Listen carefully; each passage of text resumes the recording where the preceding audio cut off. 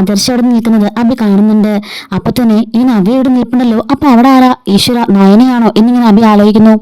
അങ്ങനെ നിർമ്മൽ നയന അടുത്തേക്ക് വരാൻ നേരം പോലീസ് എല്ലാം റെഡിയായിട്ട് നിൽക്കാണ്. നിർമ്മലിന് പെട്ടെന്ന് തന്നെ അബി മെസ്സേജ് അയക്കുന്നുണ്ട്, വിളിക്കാണ്, നീ പെട്ടെന്ന് എസ്കേപ്പ് ആയിക്കോ, അത് നവ്യയല്ല നയനയാ, പോലീസ് റൗണ്ട് ചെയ്തിട്ടുണ്ടെന്ന് തോന്നുന്നു, പെട്ടെന്ന് മാറ് എന്ന് പറയാണ്. പെട്ടെന്ന് തന്നെ അവൻ വണ്ടിയിൽ കയറി പോകാനൊരുങ്ങുമ്പോൾ നയന ഇവിടെ വാടാൻ പറഞ്ഞ് പിടിച്ചു വലിക്കാണ്. അപ്പോഴേക്കും നിർമ്മലാണെങ്കിൽ അവളെ തള്ളിവിട്ടിട്ട് അവിടുന്ന് പോകുന്നുണ്ട്. അങ്ങനെ ഇവൻ പോകുന്ന പുറകെ പോലീസുകാരും ഇവന്റെ പിന്നാലെ ഓടിച്ചുകൊണ്ട് പോകുന്നുണ്ട്. അങ്ങനെ നയന തറയിൽ വീഴാണ്. പെട്ടെന്ന് തന്നെ നവ്യയും ആദർശങ്ങൾ വന്നിട്ട് നയന എന്തെങ്കിലും പറ്റിയോന്നും പറഞ്ഞ് പിടിച്ചെഴുന്നേൽപ്പിക്കുന്നുണ്ട്. അവൻ പോയി കളഞ്ഞല്ലോ എന്ന് പറയുമ്പോൾ പോലീസുകാർ അവന്റെ പുറകെ പോയിട്ടുണ്ട്. അവൻ എങ്ങനെയെങ്കിലും പിടിച്ചോളുമെന്ന് പറയാണ്. മുറിഞ്ഞിട്ടുണ്ടല്ലോ, ചോര വരുന്നുണ്ട് എന്ന് പറയാണ്. കുഴപ്പമൊന്നുമില്ല, ഇതൊക്കെ മരുന്ന് വെച്ചാൽ മാറും, അവനെ പിടിക്കാൻ പറ്റില്ലല്ലോ, എനിക്ക് അതാണ് വിഷമം, ഇന്നത്തോടുകൂടി എല്ലാം തീരുമെന്ന് ഞാൻ കരുതിയത്, അതല്ല ആദർശത്തിനപ്പോൾ എഴുന്നേറ്റ് വന്നെന്ന് ചോദിക്കാണ്.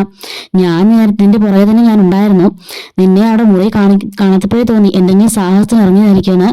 ഇപ്പൊ ഞാനിവിടെ ഇല്ലാന്നെങ്കിൽ എന്താ അവസ്ഥയാണ് കാണാൻ പോകുന്ന ചോദിക്കുമ്പോഴേക്കും ആദർശത്തിനെ കണ്ടുകൊണ്ടല്ലേ അവൻ ബൈക്ക് നിർത്തി ഇങ്ങനെ കാണിച്ചിട്ട് പോയത്, അല്ലെങ്കിൽ ഇന്നത്തോടെല്ലാം അവസാനിപ്പിച്ചതെന്ന് പറയുന്നുണ്ട്.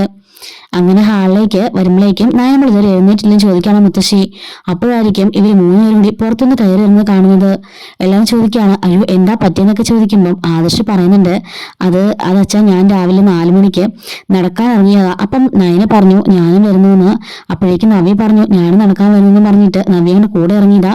ഞങ്ങൾ 3 പേരും അങ്ങോട്ട് നടക്കാൻ പോയിട്ട് തിരിച്ചു വന്ന വഴിക്ക് റോഡ് ക്രോസ് ചെയ്തപ്പോഴേക്കും വണ്ടി ഒരു ബൈക്കാണ് തട്ടുകയെന്ന് പറയുന്നുണ്ട്. അപ്പോഴേക്കും മുത്തശ്ശൻ ചോദിക്കുകയാണ്, എന്നിട്ട് നീ നമ്പർ നോട്ട് ചെയ്തു, അവനെ പിടിച്ചോന്നൊക്കെ ചോദിക്കുമ്പോൾ ഇല്ല മുത്തശ്ശ, ഇരുട്ടലായിരുന്നു, നമ്പർ നോട്ട് ചെയ്യാൻ പറ്റില്ല എന്ന് പറയാണ്. അവൻ ഇടിച്ചിട്ടിട്ട് പെട്ടെന്ന് പോയി എന്ന് പറയുന്നുണ്ട്. മുത്തശ്ശൻ പറയാണ്, എന്തെങ്കിലും പൊട്ടലൊക്കെ കാണും, കാലിന് വേദനയുണ്ടോ എന്ന് ചോദിക്കുമ്പോൾ കാലിന് വേദനയുണ്ടെന്ന് പറയുന്നുണ്ട്. അപ്പോഴേക്കും ദേവിയേനെ ചോദിക്കുകയാണ്, ഒരാവശ്യമില്ലാതെ രാവിലെ ഇന്ന് നടക്കാനൊക്കെ പോകുന്നത് എന്നൊക്കെ ചോദിക്കുമ്പോഴേക്കും ജലജ പറയാണ്, ഇന്നേ വരെ ഇവളുമായി നടക്കാൻ പോയ എക്സസൈസ് ചെയ്ത് ആരെങ്കിലും കണ്ടിട്ടുണ്ടോ, പിന്നെ ഇപ്പൊ എന്താ പുതുക്കും എന്നൊക്കെ ചോദിക്കുകയാണ്. ഇന്നോട്ട് അങ്ങനെ വേണമെന്ന് നയന നവിയൊക്കെ പറഞ്ഞു, അതുകൊണ്ടാണ് എന്ന് പറഞ്ഞ് പെട്ടെന്ന് അവൻ തടി തപ്പി പോകുന്നുണ്ട് കേട്ടോ. അപ്പോഴേക്കും ദേവിയാനയുടെ മുത്തശ്ശൻ ദേഷ്യപ്പെടുന്നുണ്ട്, നീ ഉണ്ടായിരിക്കും, നിന്റെ വായുന്നുണ്ട്, അവര് പോയിട്ട് വന്ന് നിനക്കെന്താ കുഴപ്പം, അതെന്താ ജയൻ പോകുമ്പോ നീ പോവാറില്ലേ കൂടെ, ഞങ്ങൾ ആരെങ്കിലും നിന്ന് തടയാറുണ്ടോ എന്നൊക്കെ ചോദിക്കുന്നുണ്ട്.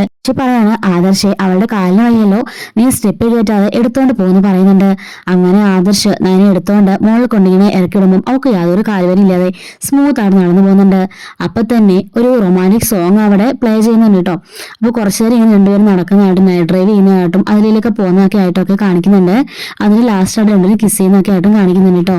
ഇതേസമയം പോലീസുകാര് നിർമ്മലിനെ അന്വേഷിച്ച് ഓടിക്കൊണ്ടിരിക്കുകയാണ്. അപ്പോഴേക്കും നിർമ്മല് അവിടെ ഒരു കാറിന്റെ പുറകിൽ ഒളിഞ്ഞിരുന്ന് ഇവരെ കണ്ടുകൊണ്ടിരിക്കുന്നുണ്ട്. ആദർശാറിന് ഒരു മെസ്സേജ് അയച്ചേക്കാന്ന് പറഞ്ഞിട്ട് ആദർശിനോട് മെസ്സേജ് അയക്കുകയാണ്, സാറ് എങ്ങനെയാണെങ്കിലും അവൻ ഞങ്ങളെ പൊക്കിയിരിക്കും, സാറ് പേടിക്കണ്ട, അവന്റെ മോഹൻ ഞങ്ങൾ കണ്ടു കഴിഞ്ഞു, അതുകൊണ്ട് അവൻ ഞങ്ങൾ പൊക്കിക്കോളാം എന്ന് പറയുന്നുണ്ട്. ഈ സമയത്ത് ഇവർ പോയതിനു ശേഷം നിർമ്മൽ ആലോചിക്കുകയാണ്, ഇനി ഈ കളിയായിട്ട് മുമ്പോട്ട് പോയിട്ടുണ്ടെങ്കിൽ ഞാൻ തന്നെ പിടിക്കപ്പെടുകയുള്ളൂ എന്ന് പറഞ്ഞ് അവനിങ്ങനെ മനസ്സിൽ കരുതുന്നുണ്ട്. പിന്നീട് കാണിക്കുന്നത് നയനെ കട്ടിലിരിക്കുമ്പോഴേക്കും ആദർശ് വന്നിട്ട് എന്തായാലും മുറിഞ്ഞതല്ലേ, ഒന്ന് ക്ലീൻ ചെയ്തേക്കാം, അത്യാവശ്യമുള്ള ഫസ്റ്റ് എയ്ഡ് ഒക്കെ ഇവിടെ തന്നെ ഉണ്ടെന്ന് പറഞ്ഞിട്ട് ബോക്സ് എടുത്തിട്ട് അവൻ അതിൽ നിന്നും സ്പിരിറ്റ് എടുക്കാണ്. അയ്യോ സ്പിരിറ്റ് വേണ്ട, അത് നീറൂന്ന് പറയുമ്പോൾ സാരമില്ല, അതേ സ്പിരിറ്റ് വെച്ചല്ലേ പെട്ടെന്ന് ഉണങ്ങുള്ളൂ എന്ന് പറയുന്നുണ്ട്. എനിക്ക് ഷുഗർ ഒന്നും ഇല്ല, അതുകൊണ്ട് പെട്ടെന്ന് ഉണങ്ങിക്കോളുമെന്ന് ആദർശ് നയനെ പറയുമ്പോൾ എന്തായാലും ഞാൻ ക്ലീൻ ചെയ്തതാണെന്ന് പറഞ്ഞിട്ട് ഞാനിങ്ങനെ ആദർശിന്റെ കയ്യിൽ നിന്ന് ക്ലീൻ ചെയ്ത് കൊടുക്കുന്നുണ്ടോ. അപ്പോഴേക്കും നയനെ മനസ്സിൽ കരുതുന്നുണ്ട്, ഇതുപോലെ സ്നേഹം യഥാർത്ഥമായിരുന്നെങ്കിൽ എന്ത് രസമായിരുന്നു, എന്ത് സ്നേഹമുള്ള ഭർത്താവിനെ കിട്ടുമെന്ന് സന്തോഷിക്കാമല്ലോ, പക്ഷെ ഇതെല്ലാം അഭിനയമല്ലേ എന്നൊക്കെ മനസ്സിൽ കരുതാണ്. എന്നിട്ട് നയന പറഞ്ഞിട്ടുണ്ട്, ആദർശേട്ടൻ കണ്ടിരുന്നോ, ഒരു ഫോൺ വന്നപ്പോൾ അവൻ പെട്ടെന്ന് അവിടെ നിന്ന് തിരിച്ചോടിയത്, അത് എന്തുകൊണ്ടായിരിക്കും ആദർശേട്ടൻ ചിന്തിച്ചോന്ന് ചോദിക്കുമ്പോൾ ഞാനും ചിന്തിച്ചില്ല എന്ന് പറയുന്നുണ്ട്. അപ്പോഴേക്കും നയനെ പറയാണ്, അവൻ എന്തോ ഇൻഫർമേഷൻ കിട്ടുന്ന പോലെ എനിക്ക് തോന്നി, അത് മാത്രമല്ല അന്ന് ആലോചിച്ച് നോക്കിയേ, ഇതുവരെ നവ്യേച്ചിയുടെ പൈസ അവൻ ചോദിച്ചിട്ടില്ല, സാധാരണ ഇത്രക്കാർ പൈസ ചോദിക്കാനായിരിക്കുമല്ലോ വിളിക്കാറ്, എന്താ ഇപ്പൊ അവന് പൈസ ചോദിക്കണമെന്ന് ചോദിക്കുമ്പോൾ അങ്ങനെയല്ല ആദർശം ഞാൻ പറഞ്ഞത്, എന്റെ മനസ്സിലുള്ള തോന്നൽ ഞാൻ പറഞ്ഞതാ, മതി നീ ഡിറ്റക്റ്റീവ് കളിച്ചത്, മര്യാദയ്ക്ക് അവൻ അടങ്ങിയിരിക്കുക എന്ന് ആദർശ് പറയുന്നുണ്ട്. അപ്പൊ ഇതെല്ലാം ഒളിയുന്ന അബി കേൾക്കുന്നുണ്ട്.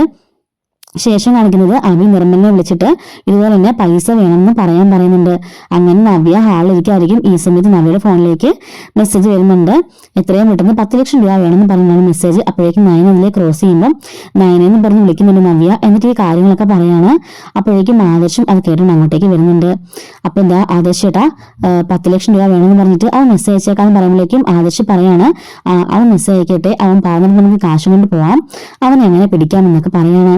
അപ്പോഴേക്കും നയന പറയാണ്, കണ്ടില്ലേ ആദർശേട്ടാ, ഞാൻ അപ്പോഴേ പറഞ്ഞില്ലേ നമ്മൾ രണ്ടിനും മുറിയിൽ നിന്ന് സംസാരിച്ച കാര്യം എങ്ങനെയാ പുറത്തറിഞ്ഞത്, ഇത്ര ദിവസം ചോദിക്കാതെ ഇന്ന് ഞാൻ ചോദിച്ചില്ലെന്ന് പറയുമ്പോൾ ആദർശ് പറയാണ്, നീ സംശയമൊന്നും വെച്ച് വളർത്തണ്ട, ഒരു പക്ഷേ ഇന്നലെ അവൻ അവനോട് ചോദിക്കാൻ വന്നതാണെങ്കിലും എന്ന് ചോദിക്കുമ്പോൾ നയന പറയുന്നുണ്ട്, ഇന്നലെ അവൻ അങ്ങനെയൊന്നും വന്നതാണെന്ന് എനിക്ക് തോന്നിയില്ല ആദർശേട്ടാ എന്ന് പറയുന്നുണ്ട്. പറയാണ്, ആദർശേട്ടൻ കണ്ടതല്ലേ നമ്മൾ സംസാരിച്ച് തൊട്ട് പുറകെ അവൻ ക്യാഷ് ചോദിച്ചത്, ഈ വീട്ടിൽ തന്നെ ചാരന്മാരുണ്ടോ എന്ന് എനിക്ക് സംശയമുണ്ടെന്ന് പറയുമ്പോൾ ആദർശ് ചോദിക്കുകയാണ്, നീ ആരെ സംശയിക്കുന്നു ചോദിക്കുമ്പോൾ ഞാൻ ആളെ ഒന്നും പറയുന്നില്ല എന്ന് പറയാണ്. ഈ വീട്ടിൽ അങ്ങനെയൊക്കെ ചെയ്യുന്ന ഒരാളെ ഉള്ളൂ, അവനാണെങ്കിൽ അവന്റെ കാര്യം പോക്ക എന്ന് ആദർശ് പറയാണ്. നയന പറയുന്നുണ്ട്, എനിക്ക് അവനെ തന്നെ സംശയമെന്ന് നയന പറയാണ്. അപ്പൊ നയന ഒന്നും മിണ്ടാൻ നിൽക്കുന്നുണ്ട് കേട്ടോ. നവ്യയ്ക്കും ഏതാണ്ടൊക്കെ അഭിയെ തന്നെയാണ് കേട്ടോ സംശയം. അങ്ങനെ പറഞ്ഞിട്ട് എത്രയും പെട്ടെന്ന് നമ്മൾ ആ ക്യാഷ് കൊണ്ട് പോവും, അവരെ പിടിക്കുകയും ചെയ്യും, ഇനി ഒറ്റയ്ക്ക് നിങ്ങൾ എവിടെ പോയേക്കരുത് എന്നും പറഞ്ഞിട്ട് ആദർശ് പോകുന്നുണ്ട്. അപ്പോഴേക്കും നവ്യ പറയാണ്, എനിക്കിതെല്ലാം കൂടെ കേട്ടിട്ട് പേടിയാവും നയന, ഇത് എവിടെ ചെന്ന് അവസാനിക്കും ചോദിക്കുമ്പോൾ നയന പറയാണ്, ആദർശേട്ടൻ പറഞ്ഞതിന്റെ സത്യം, നാളെ പോണം, അവനെ പിടികൂടണം, അങ്ങനെ ഈ ഒരു സംഭവത്തിന് ഒരു തിരശ്ശീല വീഴ്ത്തണം എന്നൊക്കെ ഇങ്ങനെ നയന പറയുന്നുണ്ട്. ചേച്ചി സ്ട്രോങ് ആയിട്ട് നിൽക്കണം, അവന്റെ മുമ്പിൽ പേടിച്ചു നിറഞ്ഞ പിന്നെ ഒരു കാരണവശാലും അവൻ ചേച്ചിക്ക് പിടിതരില്ല എന്ന് പറയുന്നുണ്ട്. എന്നിട്ട് പറയാണ്, എന്റെ സംശയം ശരിയാണെങ്കിൽ ഇതിന്റെ പിന്നിൽ ഇവിടെയുള്ള ആൾ തന്നെയാണ് എന്ന് പറയുന്നുണ്ട് കേട്ടോ. അങ്ങനെ അബി ഇങ്ങനെ മനസ്സിലിങ്ങനെ ആലോചിച്ചുകൊണ്ടിരിക്കുകയായിരിക്കും. എല്ലാം അവസാനിക്കേണ്ടത് ആ നയന അവൾ അറിഞ്ഞിട്ടാ എല്ലാം കൊളവാക്കിയത്, അവളിന്റെ ജീവിതത്തിൽ ഒരു ദുഷ്ടനായിട്ട് വന്നിരിക്കുകയാണല്ലോ എന്നൊക്കെ ഇങ്ങനെ പറയുമ്പോഴേക്കും അങ്ങോട്ടേക്ക് ജലജ വരുന്നുണ്ട്.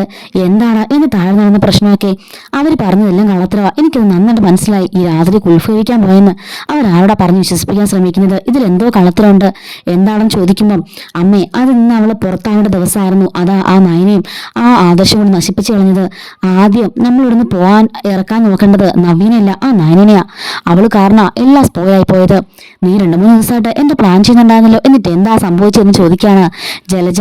അപ്പോഴേക്കും പറയണ, അമ്മ അതല്ലേ ഞാൻ പറഞ്ഞത്, എന്റെ എല്ലാ പ്ലാനും അവൾ തകർത്ത് കളഞ്ഞു, എല്ലാം പക്കായിട്ട് ഞാൻ പ്ലാൻ ചെയ്തിരുന്ന, നാളത്തോട് കൂടിയിട്ട് നവ്യ വീട്ടിൽ നിന്ന് എല്ലാവരും കൂടെ അടിച്ചിറക്കിയനെ, അങ്ങനെ ഒരു പക്കാ പ്ലാൻ ഞാൻ ചെയ്തതാ, അതെല്ലാം ആ മറ്റവൾ വന്ന് തകർത്തെറിഞ്ഞു എന്ന് പറയുമ്പോഴേക്കും ജലജ പറയണം, നിന്നെ കൊണ്ട് എന്തിനു കൊള്ളാടാ, അല്ലെങ്കിൽ തന്നെ 6 മാസം കൂടെ ഉണ്ടാകുന്ന ഭാര്യ ഗർഭിണിയാണോ അല്ലയോ എന്ന് പോലെ അറിയാൻ പറ്റും, നീയൊക്കെ ഒരു ആണാണോ, എന്നിട്ടാ അവൻ കണ്ടുപിടിക്കാൻ പോകുന്നത് എന്ന് പറയുമ്പോഴേക്കും അഭി പറയുന്നുണ്ട്, 3-4 പ്രസവിച്ച ഇഷ്ടം പോലെ പേര് ഈ വീട്ടിലുണ്ടല്ലോ, അമ്മ സഹിതം പ്രസവിച്ച ആളല്ലേ, എന്നിട്ട് അമ്മയ്ക്ക് എങ്ങനെ കണ്ടുപിടിക്കാൻ പറ്റുമോ അവളുടെ ഇത് ഡ്യൂപ്ലിക്കേറ്റ് ഗർഭമെന്ന്, പിന്നെ എന്നെ കുറ്റപ്പെടുന്നില്ല അവളോട് എന്നൊക്കെ പറയുന്നുണ്ട്.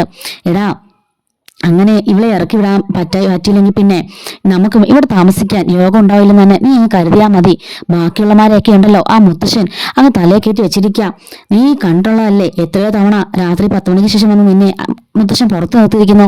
10 മണിക്ക് ശേഷം ആരെങ്കിലും ഇവിടെ പുറത്തു പോയാൽ മുത്തശ്ശൻ അകത്തേക്ക് കയറ്റായിരുന്നോ? ഇപ്പൊ കണ്ടില്ലേ ആദർശം നാനിക്ക് മാത്രം വേറെ ഒരു നിയമം, അവള് അമ്പലത്തിൽ പോയി വല്ല പൂജയും ചെയ്ത് അച്ഛനെയൊക്കെ മനസ്സ് മാറ്റാൻ വല്ല ക്രിയകളും ചെയ്തതാ എനിക്ക് സംശയം എന്നൊക്കെ ജലജ പറയുന്നുണ്ട് കേട്ടോ.